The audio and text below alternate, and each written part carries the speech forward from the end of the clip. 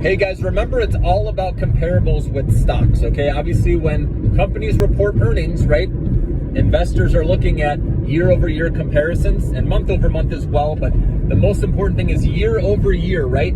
As long as that company can beat those expectations, right, then the stock more times than not goes up, unless obviously it's rallied hard into earnings. Then it can be a sell the news event, kind of like Nvidia or Zscaler today. But the whole point here is when there's a lot of negativity in the stock, let's say a company reports like 2 or 3 horrible earnings reports in a row, that's when smart investors start buying who are patient, because they know, especially if it's a high quality company, that's profitable, right?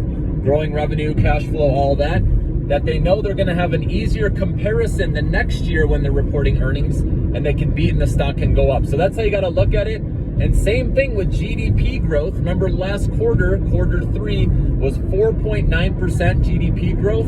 If we look at next year, right, that's going to be very hard to beat when we lap through and we're in 2024, right? In the end of summer, for example. So that's where you need to be cautious, because more likely than not, right, GDP is going to have a negative growth rate because you're comparing with such a high number from this year. And that could be the start of the recession there, because if you have 2 negative quarters in a row, right, with GDP growth, that's what is a technical recession. So that's where you want to be cautious when we get into later summer next year.